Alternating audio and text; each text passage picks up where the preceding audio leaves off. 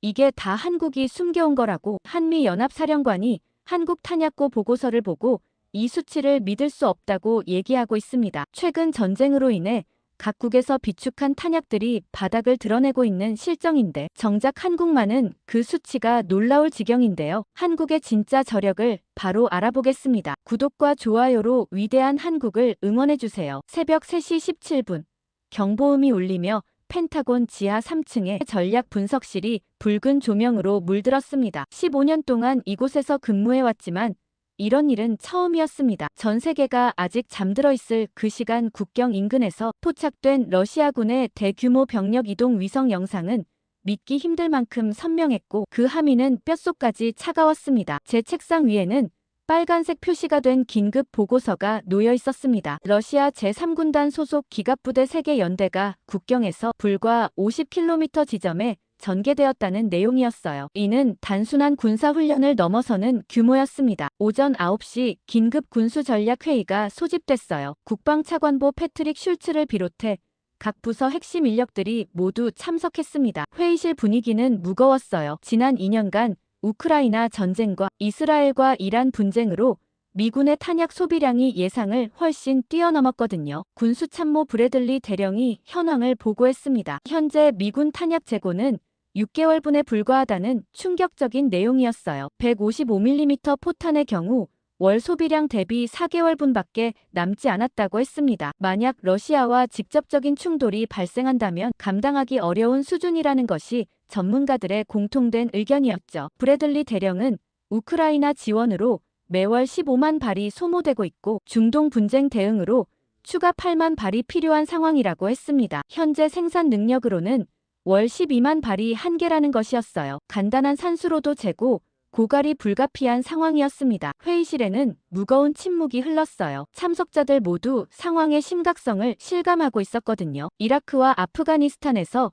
20년간 군수작전을 담당했던 저조차 이런 상황은 처음 겪는 일이었습니다. 그때 군수기획 담당관 톰슨 중령이 조심스럽게 입을 열었어요. 동맹국들의 탄약 지원 가능성을 검토해봐야 한다는 것이었습니다. 일본, 독일, 영국 등 주요 동맹국들의 군수 능력을 파악해서 긴급 지원을 요청할 필요가 있다고 제안했죠. 브래들리 대령이 각국별 군수 능력 자료를 펼쳤습니다. 일본은 월 생산량 8,000발, 독일은 1만 2천 발 정도였어요. 영국과 프랑스도 비슷한 수준이었습니다. 하지만 이 정도로는 미군의 소비량을 감당하기 어려웠어요. 자료 검토가 한참 진행되던 중 톰슨 중령이 작은 목소리로 말했습니다. 혹시 한국도 검토해볼 필요가 있지 않겠느냐는 것이었어요. 하지만 자료상 한국은 그저 참고 항목 정도로만 기재되어 있었습니다. 구체적인 생산 능력이나 재고 현황에 대한 정보는 전혀 없었죠. 저는 그 순간 한국에 대해 떠오르는 이미지가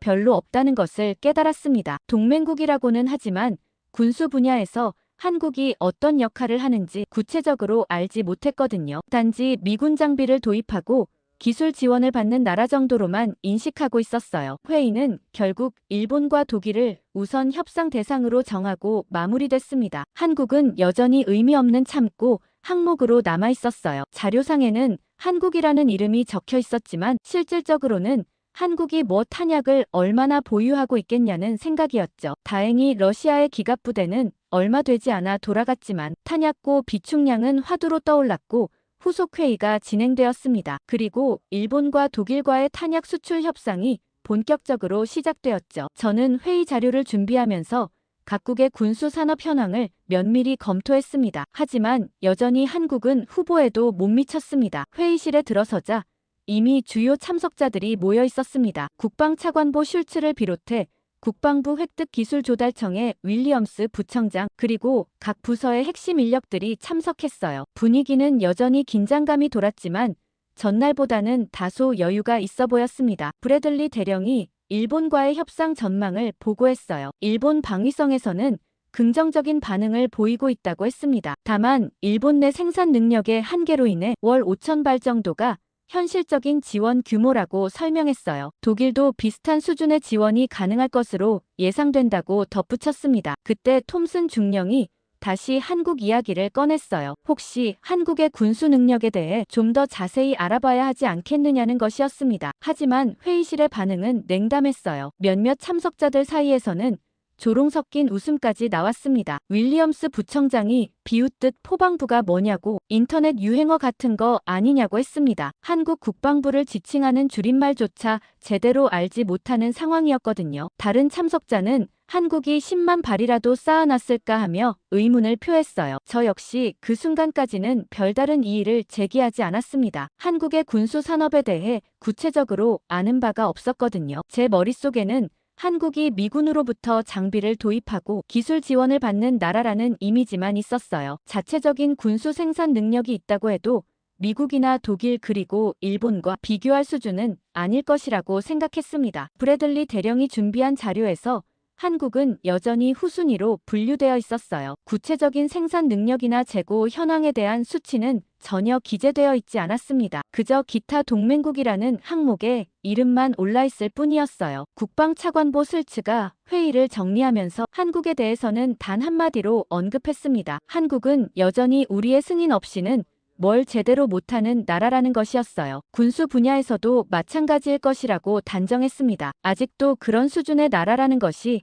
그의 판단이었어요. 다른 참석자들도 고개를 끄덕였습니다. 한국이 독자적인 군수 능력을 갖췄다는 것 자체가 상상하기 어려운 일이었거든요. 특히 미국 수준의 기술력이나 생산 규모를 기대하는 것은 무리라는 것이 중론이었어요. 회의 말미에 톰슨 중령이 그래도 형식적으로라도 한국에 문의해보는 것이 어떻겠냐는 것이었어요. 다른 동맹국들과의 균형을 맞추는 차원에서라도 필요하다고 말했습니다. 윌리엄스 부청장이 피식 웃으며 그럼 한국에는 혹시 남는 탄약이 있으면 보내달라고 간단히 통지나 하자는 식으로 말했습니다. 정식 협상이나 회담이 필요한 수준은 아니라는 것이 그의 판단이었어요. 저는 그 순간 한국에 대한 우리의 인식이 얼마나 피상적인지 깨달았습니다. 하지만 동시에 그것이 크게 잘못된 것이라고 생각하지도 않았어요. 15년간 국방부에서 근무하면서 한국이 군수 분야에서 주목할 만한 성과를 보였다는 이야기를 들어본 적이 없었거든요. 회의가 끝나고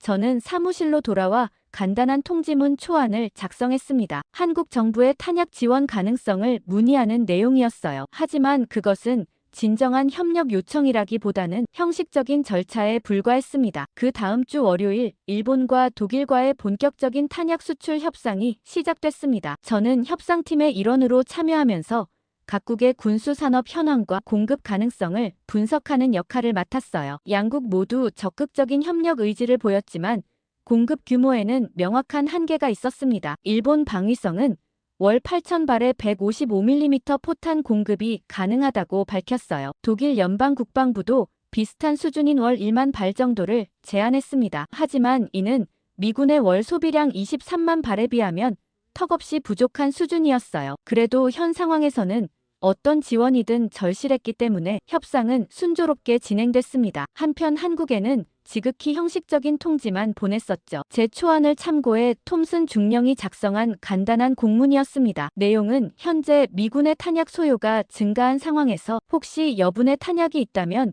지원을 검토해달라는 수준이었어요. 정식 협상 요청도 아니고 구체적인 수량이나 조건에 대한 논의도 없는 단순한 문이었습니다. 저는 그 공문을 검토하면서도 별다른 기대를 하지 않았어요. 한국에서 의미 있는 답변이 올 가능성은 희박하다고 생각했거든요. 설령 답변이 온다 하더라도 검토해보겠다는 형식적인 수준일 것이라고 예상했습니다. 그런데 사흘 후 예상치 못한 답변이 도착했어요. 한국 국방부에서 온 공식 회신이었습니다. 내용을 읽어보는 순간 저는 당황했어요. 단순한 형식적 답변이 아니었거든요. 한국 측 실무자는 매우 구체적이고 전문적인 내용으로 답변했습니다. 먼저 1999년에 체결된 한미 군수협력 협정을 언급했어요. 특히 협정 42A 조항을 상기시켰습니다. 이 조항이 도대체 뭔지 알지도 못했죠. 저는 급히 1999년 협정 원문을 찾아봤습니다. 협정 42A 조항은 비상 상황 시 공급 주도권이 생산국으로 자동 이전된다는 내용이었어요. 즉,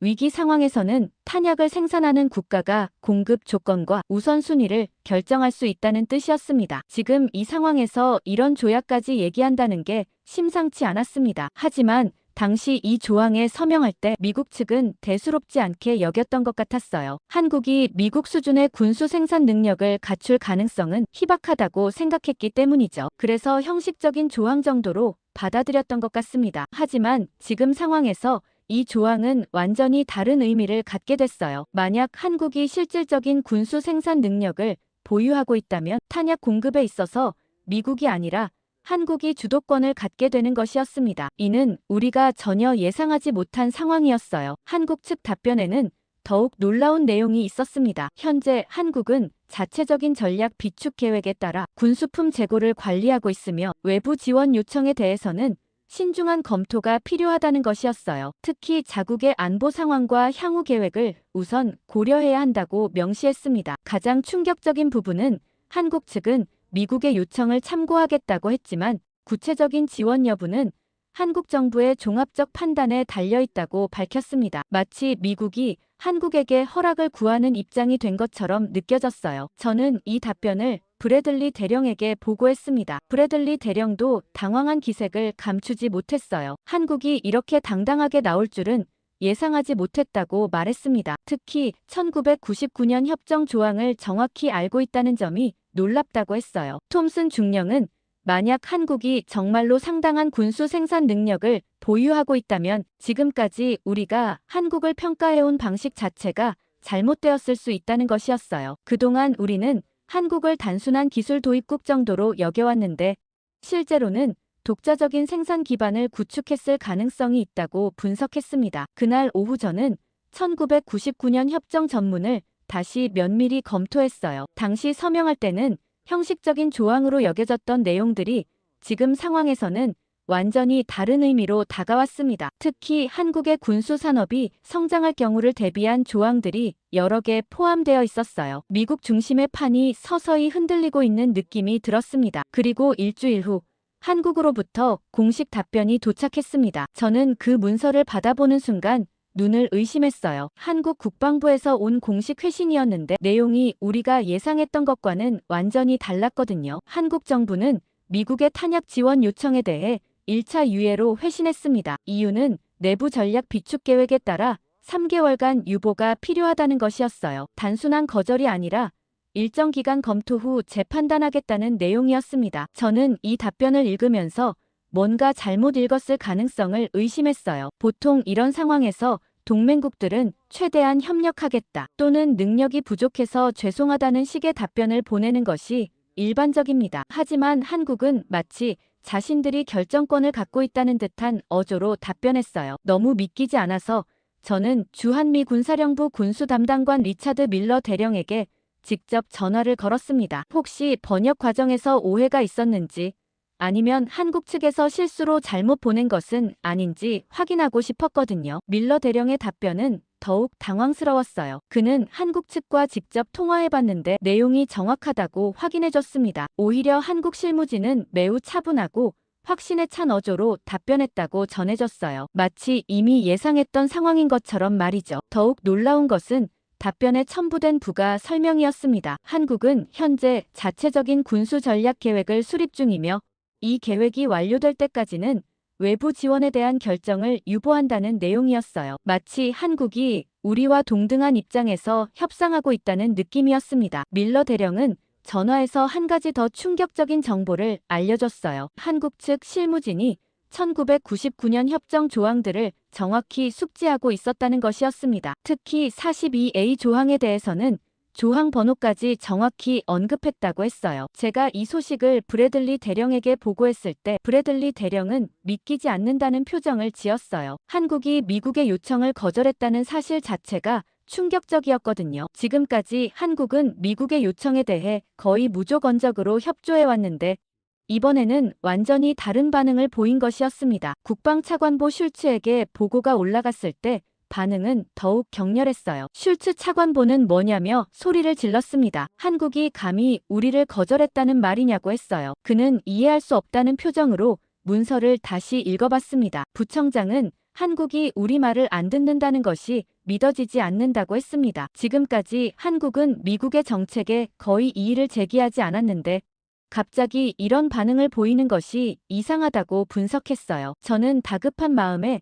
다시 한번 밀러 대령에게 전화를 걸어 재확인을 요청했습니다. 혹시 한국 측에서 추가 설명이나 보충 자료를 제공했는지 물어봤어요. 밀러 대령은 한국 측이 매우 준비된 답변을 했다고 전해졌습니다. 마치 이런 상황을 미리 예상하고 대응책을 준비해둔 것 같다고 분석했어요. 톰슨 중령은 좀 더 냉정하게 상황을 분석했습니다. 한국의 답변 내용을 자세히 보면 완전한 거절은 아니라고 해석했어요. 3개월 후 재검토하겠다는 것이니까 여전히 협력 가능성은 남아있다는 것이 그의 판단이었습니다. 한국의 예상치 못한 답변 이후 저는 밤잠을 설치기 시작했습니다. 15년간 국방부에서 근무하면서 이런 상황은 처음 겪는 일이었어요. 한국이 단순히 능력 부족 때문에 거절한 것이 아니라 뭔가 다른 이유가 있을 것 같다는 직감이 들었거든요. 다음 날 아침, 저는 한국의 군수 산업에 대해 본격적인 조사를 시작하기로 결심했습니다. 지금까지 우리가 한국에 대해 갖고 있던 정보가 얼마나 부정확한지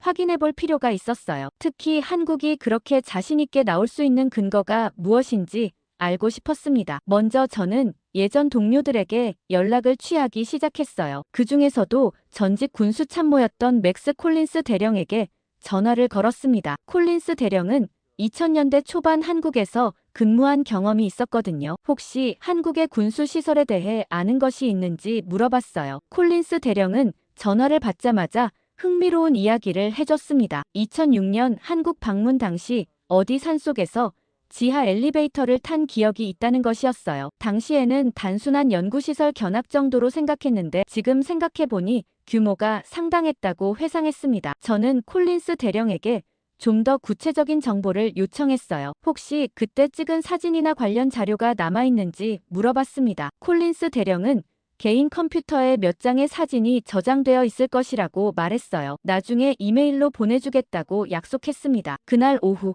콜린스 대령에게서 이메일이 도착했습니다. 첨부된 사진들을 보는 순간 저는 깜짝 놀랐어요. 산 중턱에 거대한 콘크리트 구조물이 보였고 주변에는 여러 개의 통풍구 같은 시설들이 설치되어 있었습니다. 단순한 연구시설치고는 규모가 너무 컸어요. 저는 즉시 이 사진들을 CIA의 위성 영상 분석팀에 전달했습니다. 혹시 현재 위성 사진과 비교해서 더 자세한 정보를 얻을 수 있을지 문의했어요. 분석팀의 존슨 박사는 24시간 내에 결과를 알려주겠다고 약속했습니다. 다음날 존슨 박사에게서 연락이 왔습니다. 지형 일치 분석 결과가 나왔다는 것이었어요. 콜린스 대령이 방문했던 곳은 경기도 산악지대의 한 지역으로 확인됐다고 했습니다. 그런데 놀라운 것은 그 지역 일대에 비슷한 시설들이 여러 개 더 발견됐다는 것이었어요. 존슨 박사는 더욱 믿기 어려운 정보를 알려줬습니다. 위성사진 분석 결과 해당 지역에는 수직 갱도형 시설이 최소 12개 이상 존재한다는 것이었어요. 각 시설마다 지하로 연결되는 통로와 대형 환풍 시설이 설치되어 있었습니다. 이는 단순한 연구시설이 아니라 대규모 지하 시설임을 시사하는 증거였어요. 저는 즉시 브래들리 대령에게 이 정보를 보고했습니다. 브래들리 대령도 당황한 기색을 감추지 못했어요. 지금까지 우리가 한국의 군수 시설에 대해 제대로 파악하지 못하고 있었다는 것이 명백해졌거든요. 톰슨 중령은 더욱 체계적인 조사가 필요하다고 제안했어요. 한국 전역에 이런 시설들이 얼마나 더 있는지 그리고 실제 용도가 무엇인지 파악해야 한다는 것이었습니다. 지금까지 우리는 한국의 군수 능력을 완전히 과소평가하고 있었을 가능성이 높다고 분석했어요. 저는 그날 밤 CIA의 데이터베이스에서 한국 관련 군수 시설 정보를 모두 검색해봤습니다. 하지만 대부분이 공개된 시설들에 대한 정보뿐이었어요. 지하 시설이나 비공개 생산 라인에 대한 정보는 거의 없었습니다. 존슨 박사는 한국 지하 시설이 워낙 추적이 어렵게 되어 있어 시간이 많이 걸릴 거라고 얘기했습니다. 하지만 초기 분석 결과만으로도 한국의 군수 인프라가 우리가 생각했던 것보다 훨씬 광범위하고 체계적일 가능성이 높은 것 같다고 얘기했죠. 저는 그 순간 한국이 왜 그렇게 자신 있게 우리 요청을 거절할 수 있었는지 조금씩 이해하기 시작했어요. 만약 한국이 실제로 대규모 군수 생산 시설을 보유하고 있다면 우리의 요청에 굳이 응할 필요가 없었을 것이었습니다. 오히려 자신들의 전략에 따라 선택적으로 대응할 수 있는 입장이었을 거예요. 그런데 콜린스 대령은 뭔가 하나 더 기억났다며 제게 다시 메시지를 보내왔고 저는 그 메시지를 보자마자 벙쪘습니다. 2006년 당시 한국 측 안내자가 이것은 빙산의 일각이라는 표현을 썼다고 얘기했다는 것이었어요. 당시에는 그냥 넘어갔지만 지금 생각해보니 의미심장한 발언이었다고 회상했습니다. 존슨 박사의 추가 분석 결과가 나오기까지 3일이 걸렸습니다. 그 기간 동안 저는 불안한 마음으로 기다릴 수밖에 없었어요. 한국에 대한 우리의 기본 가정들이 흔들리고 있다는 느낌이 계속 들었거든요. 드디어 존슨 박사에게서 연락이 왔을 때 저는 즉시 CIA 분석센터로 달려갔습니다. 존슨 박사는 저를 보자마자 심각한 표정을 지었어요. 분석 결과가 예상보다 훨씬 충격적이라는 것이었습니다. 존슨 박사가 보여준 첫 번째 자료는 야간 위성 사진이었어요. 한국의 산악지대 곳곳에서 이상한 열 흔적들이 포착됐다는 것이었습니다. 특히 경기도, 강원도, 충청북도 일대의 산악 지형에서 규칙적인 열 방출 패턴이 관찰됐다고 했어요. 더욱 놀라운 것은 교통 흐름 분석 결과였습니다. 정밀 위성 감시를 통해 대형 트럭들의 이동 패턴을 추적한 결과 매우 흥미로운 사실이 발견됐다는 것이었어요. 특정 산악 지역들로 정기적으로 대형 화물차들이 이동하고 있었고 그 빈도가 상당했습니다. 존슨 박사는 컴퓨터 화면에 움직이는 점들을 보여줬어요. 각 점은 추적된 화물차를 의미했습니다. 놀랍게도 이들 차량들은 주로 야간에 이동했고 일정한 루트를 따라 움직였어요. 마치 체계적인 보급 체계가 운영되고 있는 것처럼 보였습니다. 저는 시설 규모가 어떻게 되냐고 물었고 존슨 박사는 정밀 분석을 통해 각 지하시설의 추정 면적을 계산했다고 했습니다. 개별 시설만으로도 축구장 10개 크기에 달하는 것들이 여러 개 발견됐다는 것이었어요. 저는 그 자료들을 보면서 점점 더 당황스러워졌습니다. 환풍구의 크기와 배치, 전력 공급 시설의 규모, 그리고 접근 도로의 구조 등을 종합해보면 이는 단순한 저장 시설이 아니었어요. 대규모 생산 시설일 가능성이 높다는 것이 존슨 박사의 분석이었습니다. 존슨 박사는 더욱 구체적인 데이터를 제시했어요. 열화상 분석 결과 일부 시설에서는 24시간 연속으로 열이 방출되고 있었다는 것이었습니다. 이는 연속 생산 공정이 가동되고 있음을 의미했어요. 또한 전력 소비량 패턴을 보면 대규모 제조업 시설의 특징을 보였다고 분석했습니다. 심지어 위성 사진 분석 결과 지하 터널로 연결된 것으로 추정되는 시설들이 여러 개 발견됐다는 것이었습니다. 이는 단순히 개별 시설들이 아니라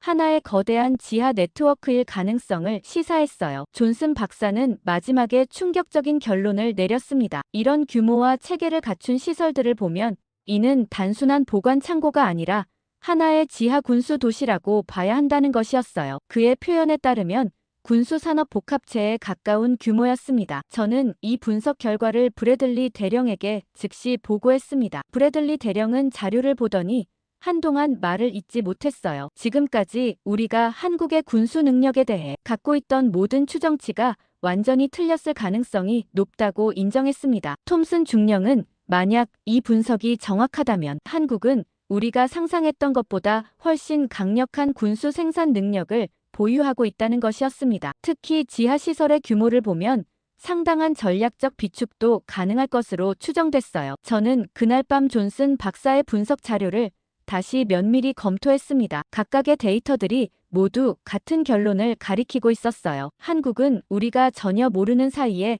대규모 군수 인프라를 구축해놓고 있었던 것입니다. 가장 충격적인 것은 우리가 이 모든 것을 전혀 파악하지 못하고 있었다는 사실이었어요. 15년간 국방부에서 근무하면서 한국에 대한 보고서를 수없이 봤지만 이런 규모의 시설에 대한 정보는 한 번도 접해본 적이 없었습니다. 존슨 박사는 추가 조사를 위해 더 정밀한 위성 감시를 제안했어요. 하지만 이미 확인된 정보만으로도 한국의 군수 능력이 우리 예상을 훨씬 뛰어넘는다는 것은 분명했습니다. 이제 우리가 한국을 바라보는 시각을 근본적으로 바꿔야 할 때가 온 것 같았어요. 위성사진 분석 결과가 나온 지 일주일 후 국방부는 한국의 공식 실사단을 파견하기로 결정했습니다. 더 이상 추측에만 의존할 수는 없는 상황이었어요. 저는 실사단의 일원으로 선발되어 생애 처음으로 한국 땅을 밟게 됐습니다. 인천공항에 도착했을 때부터 뭔가 달랐어요. 한국 측에서는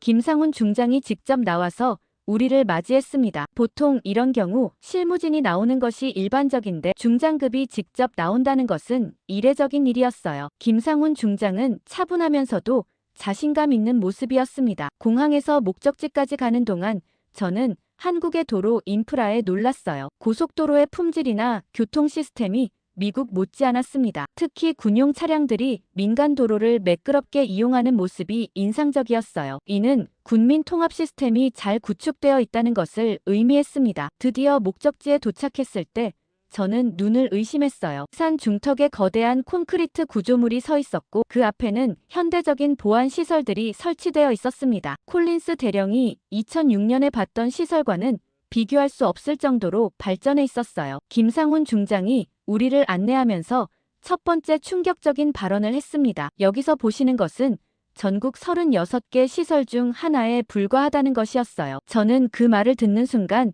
다리에 힘이 빠지는 것을 느꼈습니다. 우리가 발견한 시설들이 빙산의 일각이었다는 뜻이었거든요. 지하로 내려가는 엘리베이터는 3분 넘게 계속 내려갔어요. 지하 몇 층인지 가늠하기 어려울 정도였습니다. 엘리베이터 문이 열렸을 때 저는 말 그대로 숨이 막혔어요. 눈앞에 펼쳐진 것은 상상을 뛰어넘는 규모의 지하 공간이었습니다. 첫 번째로 안내받은 곳은 155mm 포탄 저장고였어요. 김상훈 중장은 담담한 어조로 설명했습니다. 이 시설에만 360만 발의 155mm 포탄이 저장되어 있다는 것이었어요. 저는 그 숫자를 듣고 계산기를 꺼내서 다시 확인해 봤습니다. 미군 전체 보유량의 거의 절반에 해당하는 수량이었어요. 하지만 더 큰 충격이 기다리고 있었습니다. 김상훈 중장은 이곳이 포탄 저장소 중 하나일 뿐이라고 말했어요. 전체 탄약 보유량은 360만 발 이상이라는 것이었습니다. 저장고를 둘러보면서 저는 한국의 체계적인 관리 시스템에 감탄했어요. 모든 탄약이 종류별, 생산 연도별로 완벽하게 분류되어 있었습니다. 실사단의 다른 멤버들도 비슷한 충격을 받고 있었어요. 무기체계 전문가인 앤더슨 대령은 한국의 재고 관리 시스템이 미군보다 더 정교하다고 평가했습니다. 모든 탄약에 QR코드가 부착되어 있고 실시간으로 상태를 모니터링하는 시스템이 구축되어 있었어요. 김상훈 중장은 우리의 놀란 표정을 보며 미소를 지었습니다. 그리고 한 가지 더 놀라운 사실을 알려줬어요. 현재 보유 중인 탄약은 한국군이 3년간 고강도 전투를 치를 수 있는 규모라는 것이었습니다. 미군의 6개월분과는 차원이 다른 수준이었어요. 저는 그 순간 미군 분석관으로서 깊은 충격을 받았습니다. 우리가 한국에게 탄약 지원을 요청한 것이 얼마나 우스운 일이었는지 깨달았거든요. 우리는 6개월분 재고로 허덕이고 있는데 한국은 3년치를 여유 있게 보유하고 있었던 것입니다. 실사단의 보급 전문가인 톰슨 소령이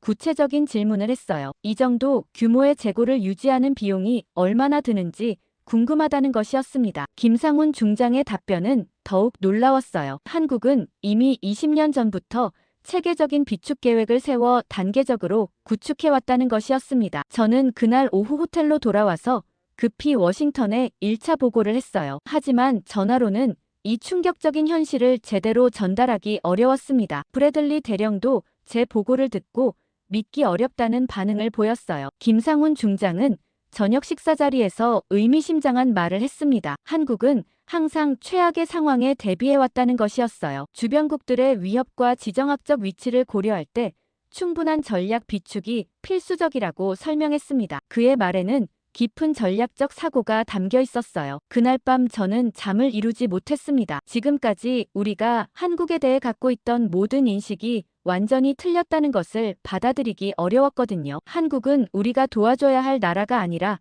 오히려 우리보다 더 준비된 나라였던 것입니다. 둘째 날 아침, 김상훈 중장은 우리를 생산시설로 안내했습니다. 저는 어제의 충격이 채 가시지 않은 상태였는데 더 큰 놀라움이 기다리고 있었어요. 지하 5층에 위치한 생산 라인을 보는 순간 저는 완전히 말문이 막혔습니다. 제가 본 것은 탄약 공장이 아니라 마치 반도체 제조시설 같았어요. 모든 공정이 자동화되어 있었고 작업자들은 화이트룸에서 작업복을 입고 움직이고 있었습니다. 이는 미군의 오래된 탄약 공장과는 차원이 다른 수준이었어요. 생산 라인의 핵심은 AI 기반 품질 관리 시스템이었습니다. 김상훈 중장의 설명에 따르면 모든 탄약은 생산 과정에서 27개 단계의 자동 검사를 거친다고 했어요. 각 단계마다 인공지능이 미세한 결함까지 탐지해서 불량품을 자동으로 제거한다는 것이었습니다. 저는 실제 생산 과정을 지켜보면서 감탄하지 않을 수 없었어요. 원재료 투입부터 완제품 포장까지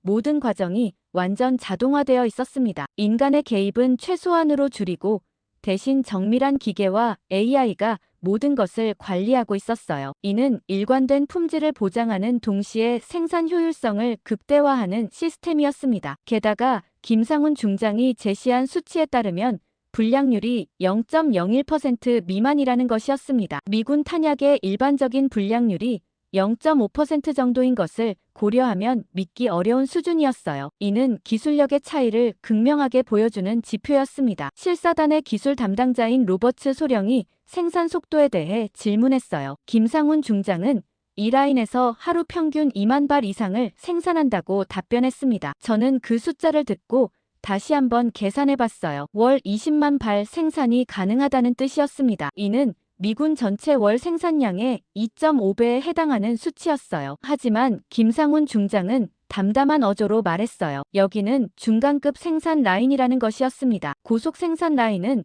보안상 공개할 수 없다고 덧붙였어요. 저는 그 말을 듣는 순간 현기증을 느꼈습니다. 생산 시설을 둘러보면서 저는 한국의 기술력에 대해 완전히 새로운 인식을 갖게 됐어요. 이곳은 단순한 탄약 공장이 아니라 첨단 기술의 집약체였습니다. 로봇공학, 인공지능, 정밀 제조 기술이 모두 결합된 미래형 생산 시설이었어요. 앤더슨 대령은 이만한 생산량의 원료를 어떻게 공급하냐고 질문했습니다. 김상훈 중장은 한국이 핵심 원료의 80% 이상을 자체 생산한다고 설명했어요. 화약, 뇌관, 탄체 제조에 필요한 대부분의 소재를 국내에서 조달할 수 있다는 것이었습니다. 이는 외부 의존도를 최소화한 자급자족 체계였어요. 저는 그 순간 미군의 취약점을 깨달았습니다. 미군은 탄약 생산에 필요한 많은 원료를 해외에서 수입하고 있었거든요. 특히 중국산 원료에 상당히 의존하고 있는 상황이었어요. 반면 한국은 완전한 자급자족 체계를 구축해놓고 있었습니다. 생산 관리실에서는 실시간으로 모든 생산 라인의 상황을 파악할 수 있었고 문제가 발생하면 즉시 대응할 수 있는 체계가 갖춰져 있었습니다. 심지어 각 지역 시설들과 네트워크로 연결되어 있어서 전국 단위의 통합 관리가 가능했어요. 김상훈 중장은 우리의 놀란 표정을 보며 추가 설명을 했습니다. 한국은 2000년대 초반부터 스마트 군수라는 개념으로 모든 시설을 첨단화해왔다는 것이었어요. 단순히 많이 만드는 것이 아니라 효율적이고 정확하게 만드는 것을 목표로 했다고 설명했습니다. 저는 그날 오후 생산시설을 나오면서 깊은 충격에 빠져 있었어요. 제가 본 것은 공장이 아니라 탄약 광산 같았습니다. 끝없이 쏟아져 나오는 완성품들을 보면서 한국의 생산 능력이 얼마나 무서운 수준인지 실감했어요. 그날 저녁 호텔에서 워싱턴에 2차 보고를 할 때 브래들리 대령은 하루 2만 발 생산이 가능하다는 것이 사실이냐고 재차 확인했습니다. 저는 제가 직접 본 것을 바탕으로 확신을 갖고 답변했어요. 다음 날 아침, 저는 호텔에서 1999년 협정 원문을 다시 꼼꼼히 검토했습니다. 어제까지 본 한국의 생산 능력을 고려할 때 이 협정이 현재 상황에서 어떤 의미를 갖는지 정확히 파악할 필요가 있었어요. 읽으면 읽을수록 우리가 얼마나 큰 실수를 했는지 깨달았습니다. 협정 42A 조항은 생각보다 훨씬 강력했어요. 비상상황 시 공급 주도권이 생산국으로 자동 이전된다는 조항이 단순한 형식적 문구가 아니었습니다. 현재와 같은 글로벌 탄약 부족 상황에서는 한국이 완전한 주도권을 갖게 되는 것이었어요. 그런데 더 문제가 되는 조항이 따로 있었습니다. 43B 조항에는 생산국은 자국의 안보 상황을 우선 고려하여 공급 대상과 순서를 결정할 수 있다고 명시되어 있었어요. 즉, 한국이 누구에게 얼마나 공급할지를 전적으로 결정할 수 있다는 뜻이었습니다. 김상훈 중장과의 아침 면담에서 저는 조심스럽게 협정에 대해 질문했어요. 김상훈 중장은 미소를 지으며 답변했습니다. 1999년 당시 한국 측에서는 이 조항들을 매우 신중하게 검토했다는 것이었어요. 미래에 한국의 군수 산업이 발전할 것을 예상하고 준비한 조항들이라고 설명했습니다. 저는 그 순간 우리가 얼마나 안일했는지 깨달았어요. 1999년 당시 미국 측은 한국이 의미 있는 군수, 생산 능력을 갖출 가능성을 전혀 고려하지 않았던 것 같았습니다. 그래서 이런 조항들을 형식적인 것으로 여기고 쉽게 서명했던 것이죠. 김상훈 중장은 현재 상황에서 한국은 구매국이 아니라 공급국의 지위에 있다는 것이었습니다. 따라서 미국이 한국에게 탄약을 요청하는 것은 구매 요청이지 동맹국으로서의 의무 이행 요구가 아니라는 것이었어요. 이는 우리의 기본 인식을 완전히 뒤바꾸는 관점이었습니다. 지금까지 우리는 한국에게 도와달라고 요청한다고 생각했는데 실제로는 팔아달라고 구매를 요청하는 입장이었던 것입니다. 이 차이는 단순한 표현의 문제가 아니라 권력관계의 근본적 변화를 의미했어요. 그리고 44시 조항을 확인했냐고 제게 되물었습니다. 공급국은 기술 이전 없이 완제품만 공급할 수 있으며 생산 기술이나 노하우의 이전 의무는 없다고 명시되어 있었어요. 즉, 한국이 탄약을 공급한다고 해서 생산 기술까지 공유할 의무는 없다는 뜻이었습니다. 김상훈 중장은 한국은 자체 기술 개발에 막대한 투자를 해왔기 때문에 이를 보호할 필요가 있다는 것이었습니다. 특히 AI 기반 품질 관리 시스템이나 자동화 생산 기술은 한국의 독자적 노하우라고 강조했어요. 저는 그 순간 우리가 처한 상황의 심각성을 완전히 이해했습니다. 미국은 이제 한국의 조건을 받아들이는 입장이 된 것이었어요. 협상에서 주도권을 쥔 것은 한국이었고 우리는 그들의 결정을 기다리는 수밖에 없었습니다. 실사단의 법무 담당자인 윌슨 소령이 협정 해석에 대해 질문했어요. 혹시 이 조항들이 현재 상황에 적용되지 않을 가능성은 없는지 물어봤습니다. 김상훈 중장은 단호하게 답변했어요. 현재 상황이야말로 이 조항들이 적용되는 전형적인 경우라는 것이었습니다. 김상훈 중장은 한국 정부는 이미 법무팀을 통해 협정의 모든 조항을 재검토했다는 것이었어요. 현재 상황에서 한국의 권리와 의무를 명확히 정리했다고 했습니다. 그 결과 한국은 완전한 자율권을 갖고 있다는 결론에 도달했다고 설명했어요. 그런데 옆에서 윌슨 소령이 이것도 한번 보라며 제게 또 다른 조항을 보여주었습니다. 공급국은 단가를 자율적으로 설정할 수 있으며 구매국은 이를 수용해야 한다고 명시되어 있었어요. 즉, 한국이 가격을 정하면 미국이 그 가격을 받아들여야 한다는 뜻이었습니다. 저는 이 조항을 읽으면서 현기증을 느꼈어요. 지금까지 우리는 한국에게 적정한 가격으로 공급해달라고 요청할 수 있다고 생각했는데 실제로는 한국이 제시하는 가격을 그대로 받아들여야 하는 상황이었던 것입니다. 김상훈 중장은 마지막으로 한국은 현재 일본, 독일보다 우선순위를 높게 설정할 계획이라는 것이었습니다. 이는 미국이 다른 동맹국들보다 먼저 공급받을 수 있다는 의미였지만 동시에 한국의 결정에 따라 순서가 바뀔 수도 있다는 뜻이기도 했어요. 저는 그날 오후 워싱턴에 긴급 보고를 했습니다. 협정 조항들의 실제 의미와 현재 우리가 처한 상황을 상세히 설명했어요. 브래들리 대령은 제 보고를 듣고 한동안 말을 잇지 못했습니다. 이는 단순한 탄약 공급 문제가 아니라 근본적인 권력 관계의 변화를 의미하는 것이었거든요. 지금은 미국이 이 상황을 받아들이고 한국과 새로운 관계를 구축하는 것이 중요해 보였어요. 과거의 수직적 관계에서 벗어나 수평적 파트너십이 되지 않는 이상 이 문제를 해결할 수 없을 것 같았습니다. 워싱턴에서는 내일 있을 협정에서 최대한 조율을 잘하라고 지시했지만 저는 조율이 가능할까 하는 의문까지 들었습니다. 다음 날 드디어 한국 측의 공식 입장을 들을 시간이 온 것이었어요. 저는 지난 사흘간 본 것들을 바탕으로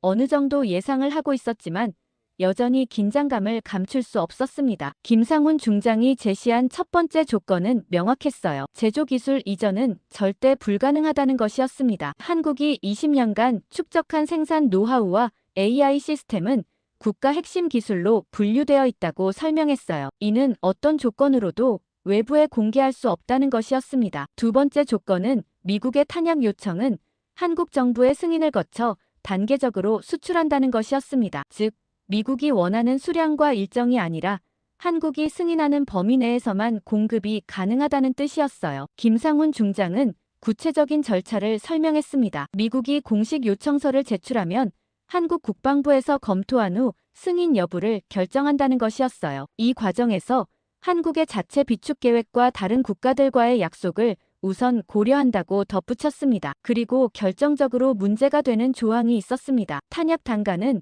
한국이 일방적으로 설정한다는 것이었습니다. 현재 국제시장 가격과 생산비, 그리고 기술료를 종합해서 한국이 적정하다고 판단하는 가격을 제시한다는 것이었어요. 저는 그 순간 우리가 완전히 수동적인 입장에 놓였다는 것을 깨달았습니다. 협상이라고 부르기도 어려운 상황이었어요. 한국이 조건을 제시하면 우리가 받아들이거나 거부하는 것 외에는 다른 선택이 없었습니다. 실사단의 조달 담당자인 핸더슨 소령이 단가에 대해 질문했어요. 대략적인 가격 수준이라도 알 수 있는지 물어봤습니다. 김상훈 중장은 현재 미국이 일본, 독일과 협상 중인 가격보다는 경쟁력 있는 수준이 될 것이라고 답변했어요. 하지만 더 중요한 것은 우선순위 문제였습니다. 김상훈 중장은 한국이 미국을 우선 공급 대상으로 분류할 계획이라고 밝혔어요. 다만 이는 미국이 한국의 조건을 수용할 경우에만 적용된다고 덧붙였습니다. 저는 그 말을 듣고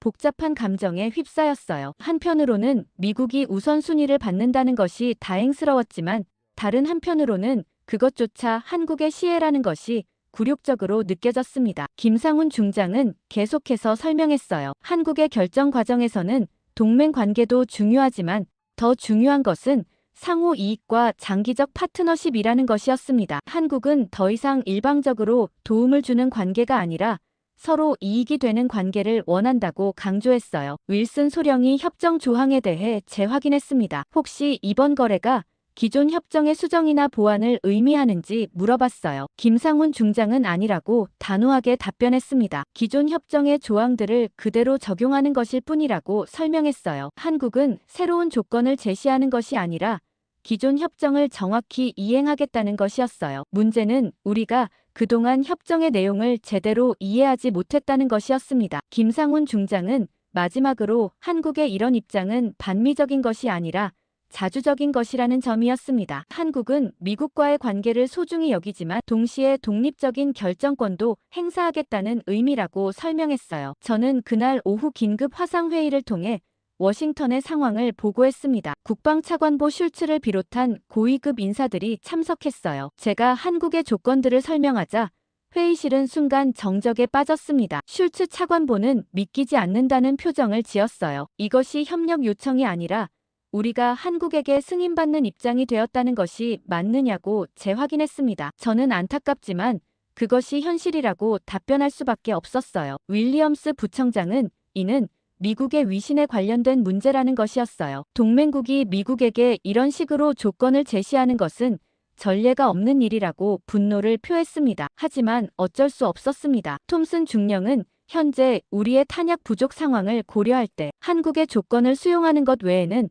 다른 대안이 없다는 것이었습니다. 자존심을 지키다가 실질적인 손해를 보는 것은 바람직하지 않다고 조언했어요. 저는 그날 밤 호텔에서 깊은 생각에 빠졌습니다. 지난 나흘간 본 한국의 모습은 제가 알고 있던 한국과는 완전히 달랐어요. 한국은 더 이상 미국의 보호를 받는 나라가 아니라 독자적인 능력과 의지를 가진 나라였습니다. 한국을 떠나기 전날 저녁, 김상훈 중장이 개인적인 만남을 제안했습니다. 공식적인 회의가 아닌 조용한 대화의 시간이었어요. 서울 시내의 한적한 카페에서 만났는데 제복이 아닌 평상복 차림의 김상훈 중장은 이전보다 훨씬 편안해 보였습니다. 저는 지난 며칠간 품고 있던 궁금증을 털어놓았어요. 한국이 이렇게 체계적으로 준비할 수 있었던 배경이 무엇인지, 그리고 김상훈 중장 개인은 어떤 계기로 이 일에 매진하게 되었는지 알고 싶다고 말했습니다. 김상훈 중장은 잠시 창밖을 바라보더니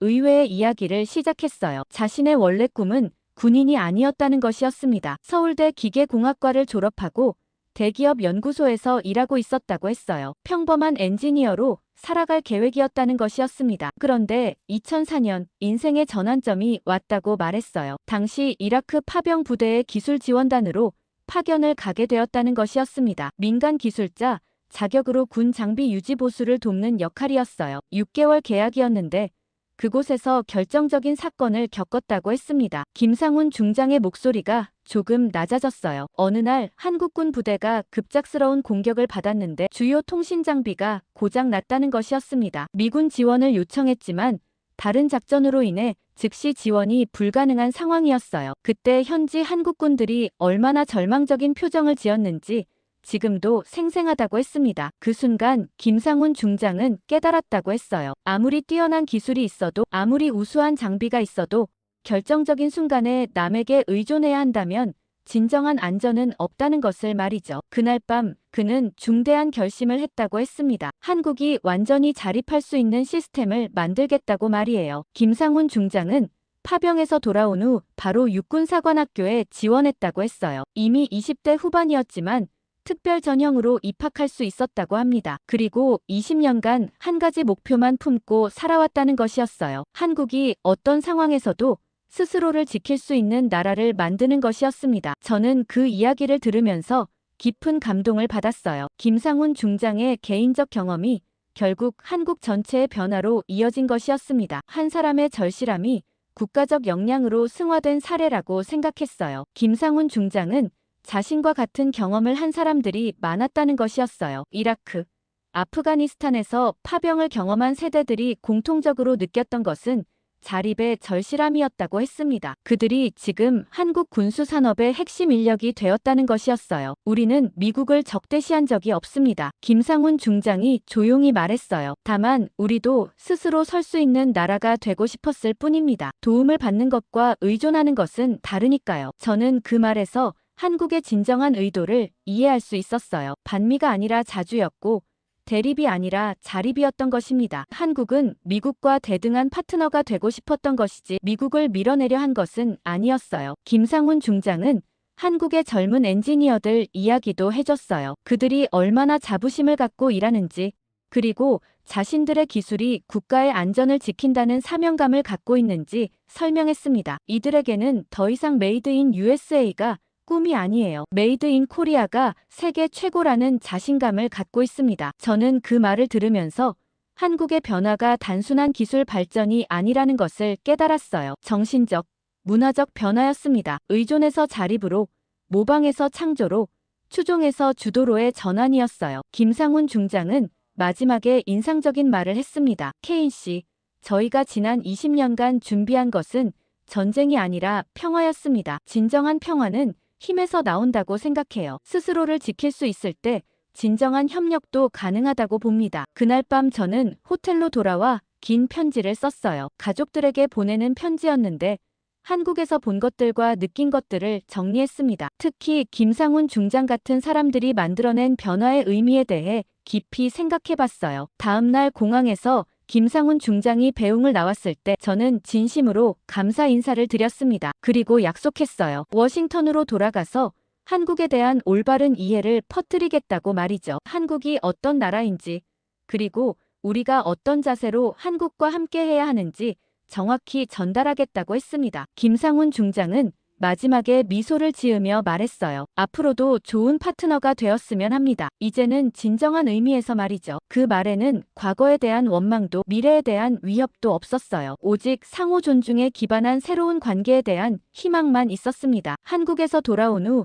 일주일 동안 저는 종합보고서 작성에 매달렸습니다. 이번 실사를 통해 확인된 내용들은 미국 국방부의 기존 인식을 근본적으로 뒤바꿀 만한 것들이었어요. 단순한 시찰 보고서가 아니라 전략적 패러다임 전환을 요구하는 문서가 될 것 같았습니다. 보고서의 첫 번째 섹션은 한국의 실제 군수 능력에 대한 내용이었어요. 저는 직접 확인한 수치들을 정확히 기재했습니다. 전국 36개 시설, 총 360만 발 이상의 탄약 보유, 1일 생산 능력 2만 발 이상. 이 숫자들만으로도 충분히 충격적이었지만 더 중요한 것은 이것이 공개된 정보의 일부에 불과하다는 점이었어요. 두 번째 섹션에서는 한국의 기술 수준을 분석했습니다. AI 기반 품질 관리, 0.01% 미만의 불량률, 완전 자동화된 생산 라인. 이는 미군의 기존 탄약 생산 시설과 비교할 때 한 세대 이상 앞선 기술이었어요. 저는 이 부분에서 솔직하게 인정했습니다. 한국의 군수 기술이 일부 분야에서는 미국을 앞서고 있다고 말이죠. 가장 중요한 세 번째 섹션은 전략적 함의에 대한 분석이었습니다. 1999년 협정의 재해석, 권력관계의 변화, 그리고 미국이 처한 새로운 현실에 대해 상세히 기술했어요. 특히 한국이 더 이상 미국의 승인을 구하는 위치가 아니라는 점을 강조했습니다. 보고서 작성 과정에서 가장 어려웠던 부분은 CIA의 평가 등급 조정이었어요. 지금까지 한국은 기술 도입국 정도로 분류되어 있었습니다. 하지만 이번 실사 결과를 바탕으로 3단계 상향 조정이 불가피했어요. 한국을 산업, 전략 복합 국가로 재분류해야 한다는 것이 제 결론이었습니다. 이는 단순한 등급 조정이 아니었어요. 미국의 대한국 정책 전반을 재검토해야 한다는 의미였습니다. 지금까지 우리는 한국을 보호하고 지원해야 할 동맹국으로 여겨왔는데 실제로는 대등한 파트너로 대해야 할 상대였던 것입니다. 보고서에서 한국의 탄약이 단순한 군수품이 아니라는 점을 강조했어요. 현재 상황에서 한국의 탄약은 외교력이자 억제력이며 동시에 산업력의 상징이기도 했습니다. 한국은 이를 전략적 자산으로 활용할 수 있는 위치에 있었어요. 보고서의 결론 부분에서 저는 믿기 어려운 현실을 인정했습니다. 한국은 소비성 동맹이 아니었다는 것이었어요. 우리가 일방적으로 보호하고 지원하는 나라가 아니라 독자적인 능력과 전략을 가진 강력한 파트너였습니다. 이는 우리의 기존 인식이 얼마나 잘못되었는지를 보여주는 증거였어요. 한국의 탄약 생산 능력을 미국과 직접 비교한 결과 일부 지표에서는 한국이 우위에 있다는 것이 확인됐어요. 특히 생산 효율성과 품질 관리 측면에서는 한국이 명백히 앞서고 있었습니다. 저는 보고서에서 우리가 놓친 핵심 포인트를 지적했어요. 한국은 지난 20년간 조용히 준비해왔다는 것이었습니다. 우리가 한국을 과소평가하고 있는 동안 한국은 체계적으로 자립 기반을 구축해왔던 것이죠. 보고서 제출 후 이틀 만에 긴급 고위급 회의가 소집됐습니다. 국방장관 직속의 전략기획실장을 비롯해 각 부서의 최고 위급 인사들이 참석했어요. 저는 이런 고위급 회의에 참석해본 경험이 별로 없어서 상당히 긴장했습니다. 전략기획실장 마틴 제너럴이 회의를 시작하면서 첫마디로 충격적인 발언을 했어요. 이 보고서가 사실이라면 우리의 아시아 전략 전체를 재검토해야 한다는 것이었습니다. 한국에 대한 우리의 기본 가정들이 모두 틀렸다는 것이 그의 판단이었어요. CIA 부국장도 비슷한 우려를 표명했습니다. 한국의 실제 능력을 이렇게 오랫동안 파악하지 못했다는 것 자체가 정보 실패라고 인정했어요. 특히 군수 분야에서 이 정도 규모의 시설을 놓쳤다는 것은 심각한 문제라고 지적했습니다. 국무부 아시아 담당 차관보는 외교적 함의에 대해 우려를 표했어요. 한국이 이제 미국과 대등한 협상을 요구한다면 기존의 동맹 관계의 변화가 불가피하다는 것이었습니다. 이는 다른 동맹국들에게도 영향을 미칠 수 있는 선례가 될 것이라고 분석했어요. 저는 회의에서 가장 핵심적인 질문을 받았습니다. 한국의 이런 변화가 언제부터 시작되었는지, 그리고 우리가 언제부터 이를 인지했어야 했는지에 대한 것이었어요. 저는 솔직하게 답변했습니다. 아마도 10년 전부터 징후가 있었을 것이지만 우리가 주의 깊게 관찰하지 않았다고 말이죠. 제너럴 기획실장은 회의 말미에 중요한 결정을 내렸습니다. 한국과의 관계를 새로운 틀에서 접근해야 한다는 것이었어요. 기존의 보호자와 피보호자 관계에서 벗어나 진정한 파트너십을 구축해야 한다고 지시했습니다. 그날 밤 저는 집으로 돌아가면서 복잡한 감정에 휩싸였어요. 한편으로는 진실을 밝혀냈다는 성취감이 있었지만 다른 한편으로는 우리가 그동안 얼마나 무지했는지에 대한 부끄러움도 있었습니다. 보고서 제출 후 한 달이 지났지만 한국으로부터는 여전히 공식적인 입장 표명이 없었습니다. 워싱턴에서는 한국의 최종 결정을 기다리며 초조해하고 있었지만